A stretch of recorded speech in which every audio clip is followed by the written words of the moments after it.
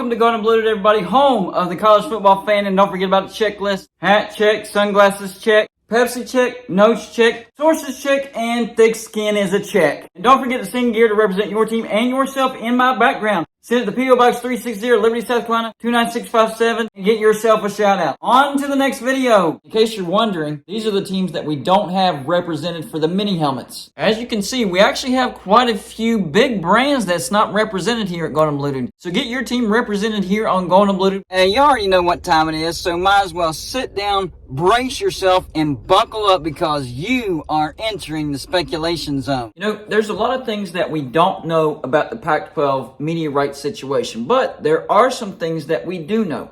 We do know that Oregon and Washington do want to go to the Big Ten. They applied to the Big Ten, and they were turned down at the time. This was right when it was announced that USC and UCLA were headed off to the Big Ten. We know that. We also know that the media deal negotiations aren't going very well. We know that ESPN has come out and said, we're not even close to a TV deal with the Pac-12. So it looks like the Pac-12 is in trouble. Now, what we don't know is the behind-the-doors conversations with these negotiations. Are they going to go streaming exclusively, or is it just going to be streaming heavy? Will the Pac-12 and ESPN be able to come to an agreement? That is the biggest question right now because of what was said yesterday.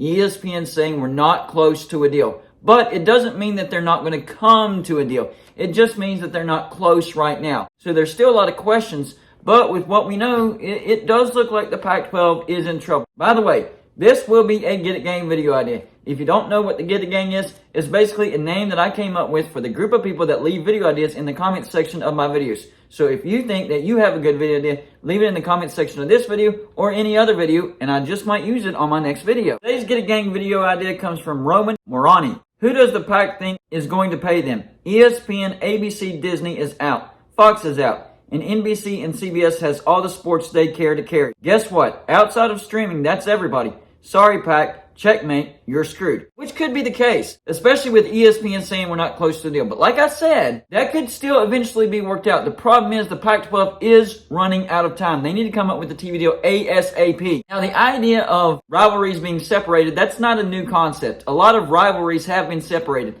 I mean, Nebraska jumping from the Big 12 to the Big 10, that separated a lot of rivalries. In fact, they were super excited that they got to play Oklahoma. I think it was back-to-back years. Maybe it was more than that, but I think it was just back-to-back years because Nebraska and Oklahoma, they're great rivals. But Nebraska hasn't gotten to play Oklahoma because they're now in the Big Ten. So now it has to be an out-of-conference rivalry. Same with the Backyard Brawl and the Black Diamond Trophy rivalry for that matter for West Virginia fans. We get to play Pitt in back-to-back years. We haven't played them in like over a decade. It's been a while. I went to last year's Backyard Brawl and I will go to this year's Backyard Brawl. Same with the Black Diamond Trophy rivalry with Virginia Tech. I went to the first meeting in Morgantown, didn't get to go last year because I went to the Backyard Brawl instead, but both of those rivalries were separated. And Colorado jumping from the Big 12 to the Pac-12, that separated all of their rivalries as well. So the idea of rivalries being separated, it's not a new idea. It's not a new concept. Now we could be looking at rivalries in the Pac-12 being separated as far as being in the same conference. First one I want to talk about is Washington State. I think the split could look like this. Washington to the Big Ten. I do think that Washington, no matter who they're paired with, they're going to be headed to the Big Ten, whether it's now or 3 years from now or 5 years from now.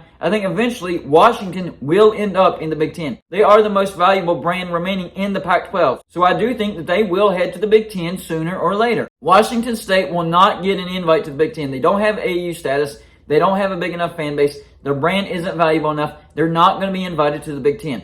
Now, whether Washington State stays in the Pac-12 or they get an invite to the Big 12 and accept that invite doesn't matter because Washington will be in the Big Ten. The Apple Cup rivalry will be separated. I'm actually going to lock that in. I'm going to say that's a prediction. I don't know when, but I do think the Apple Cup rivalry will be separated. And if they want to play each other, it's going to have to be out of conference. It's sad to see, but that's the days that we're living in. As a West Virginia fan, I've gotten used to it. But I know a lot of these rivalries that haven't been separated, it's going to take a minute. It's going to take a while for you to get used to that. The next rivalry is Oregon State. And I do think that these two brands will also be separated. I think Oregon does have one of the best brands left, especially football related. I do think that Oregon will eventually end up in the Big Ten as well. I'm not as confident in Oregon as I am in Washington because I think Washington is way more valuable. But Oregon is a second place when it comes to a valuable brand. So I think the Big Ten could get Washington and Oregon together. So that means Oregon to the Big Ten. And whether Oregon State stays in the Pac-12 or the Big 12, once again,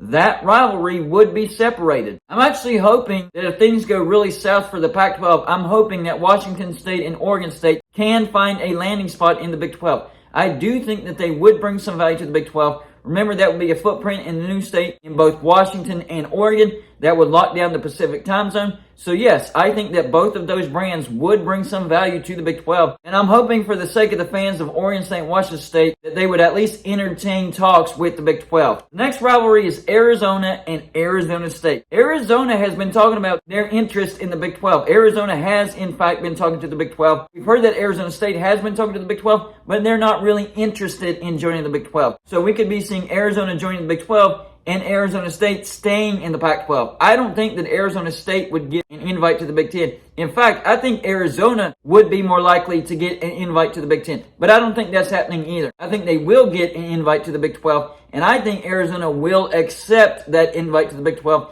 and Arizona State is remaining firm and adamant they don't want to be in the Big 12. So that rivalry, that in-state rivalry, would be separated. Finally, the last rivalry that could potentially be separated, and this is Cal and Stanford. Stanford has been in a lot of conversations as far as people thinking they will get an invite to the Big Ten. Stanford doesn't have really the athletic draw of Washington or Oregon, but they definitely have the academics draw. Now, I've seen some scenarios where some people think that Cal and Stanford will get the invite to the Big Ten. If that happens, then this rivalry will not be separated because they will both be in the Big Ten. But if some of these other scenarios come true as far as Washington and Stanford, or Washington, Stanford, Oregon, and Utah, combination of those teams in some way, then yes, Cal and Stanford would be separated. Stanford would be going to the Big Ten, and Cal would be staying in the Pac-12. So the big game would be separated, and that's an intense rivalry. I know it doesn't really gain national attention because really neither one of those teams are very good from year to year, but for those two fan bases, that is a big deal. That is a big-time rivalry, and they would not like that rivalry to be separated. Now, like I said, they could play out of conference, but I definitely don't think they would be playing on a year-in and year-out basis like they do right now.